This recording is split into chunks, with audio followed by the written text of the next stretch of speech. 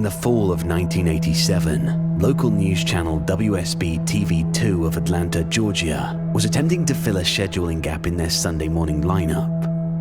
After a few solicitations by local business owners, they decided to allow the Reverend Marly Sachs to take the available hour block to do a religiously themed show. It premiered on October 18th with little promotion. The show was a standard religious fare and consisted of the Reverend sitting in a simple chair, reading passages from the Bible to the camera and discussing their interpretation and significance to our modern day-to-day life. The show received a reasonable number of viewers and continued to be shown into early December. It was then that the studio began to receive extremely strange complaints from viewers of Words of Light with the Reverend Marly Sachs. The calls were from women, and women only, who vaguely referred to uncomfortable feelings they had had at very specific intervals during the program. They described feelings of nausea, back pain, dizziness, and blurred vision. These callers were convinced that it was the viewing of this program that was causing these symptoms. It was later determined, after 3 weeks of complaints, that these feelings were happening at roughly 12-minute intervals during the course of the program. The small studio staff checked all recording equipment, both audio and video, and found nothing faulty. When the Reverend was made aware of these incidents, he merely shrugged and stated, cryptically, that some can't handle the voice of God. The head of the studio, at a loss to explain the cause of these complaints, decided to continue running the program. By February, viewership had dropped sharply, and it was decided to pull the plug on the show. The studio head figured it would be more prudent to spend as much time as possible on the news story that had the other two local news networks abuzz, the miscarriage epidemic. Starting sometime in November, the number of healthy pregnant women miscarrying in the Atlanta metropolitan area had reached over 300. The CDC could find no discernible cause for this terrifying occurrence. The Reverend took the show's cancellation with what could only be described as abject indifference. When informed, he made no protest, merely nodded, almost knowingly. He left the studio after the last episode was filmed without so much as a word and dropped off the face of the earth. No one ever heard from him again, not his former congregation or any member of the church. The studio moved on, filling the slot with an infomercial, and continued to concentrate on the miscarriage story. A year and a half later, an intern at the WSB studios discovered the tapes of the Words of Light and began going through them in an attempt to find stock footage for an upcoming piece the station was doing on the impact religion had on the city. The Atlanta incident, as the miscarriage epidemic became known in medical journals, petered out 3 months after the studio cancelled Sachs' show and had already began to fade from the public consciences.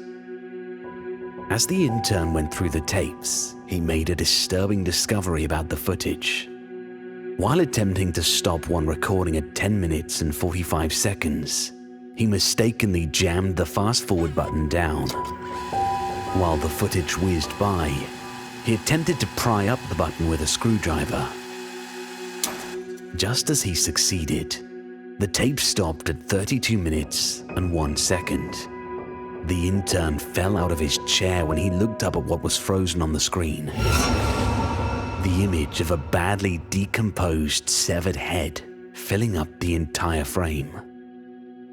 After he collected himself, he moved the film back a few frames, then forward, and realized that his mind was not playing tricks on him. He began going through the rest of the recording and soon discovered that at exactly 12-minute intervals, the image would appear for a single frame. Thinking it was some practical joke being played on the new guy, he presented it to one of the film technicians, ready to be mocked. The technician was just as puzzled as him. No one had touched the footage since the cancellation of the show. After the studio had closed for the night, the intern convinced the tech to help him go through all the tapes of the Words of Light. They discovered that every single episode had this same horrifying anomaly. They also realized that as the show progressed, the image had become more disturbing as maggots began to eat away at the loose flesh, and pieces of hair and skin seemed to have fallen off exponentially. The tech made it clear to the intern that what they were seeing was technically impossible, since the film tape itself showed absolutely no signs of splicing, and he himself had been at every filming of the show and knew of no time when this image could have been inserted into the frame. All of this was presented to the studio head, who, fearing some kind of backlash over allowing this to get on air, ordered all the tapes to be destroyed. He told the intern and tech that he had no interest in knowing who did it at this point, only that covering their collective asses is all that was important. He demanded that they mention this to no one. The tech easily moved on, remembering the incident as a darkly funny personal anecdote. But the intern couldn't let it go. He made copies of as many tapes as he could before they were wiped, and took them home to see if he could find anything else in them that might point to who did this, or why they would. A week later, he attempted to rope the technician into helping him again, saying that he believed he had discovered something even more disturbing than the images themselves. When the single frames were edited together in chronological order, the head's mouth appeared to be moving, as if trying to form words. The technician, fearing for his job, told the intern to get rid of the copies and not to talk about it again. A week later, police responded to a 911 call made by an elderly woman in one of the Atlanta suburbs at dusk. She had heard horrible noises coming from her next-door neighbor's house where a young couple lived. She told the emergency responder that the wife was pregnant and that she was terrified that something had happened. When the officers arrived at the scene 20 minutes later, they found lights on in the window and the front door ajar. They moved in slowly and made their way into the living room. Inside, they found a young woman, dead, with her abdomen slashed open. The wound was jagged, and a trail of blood led from the body to the couch in the far end of the room. There sat her husband, the studio intern, naked, the corpse of his unborn child at his feet, dying. In his hand, he held the rusty piece of metal siding he had used to gut his pregnant wife. The television was on and playing an 18-second loop of silent footage of a decomposing head mouthing some unintelligible words.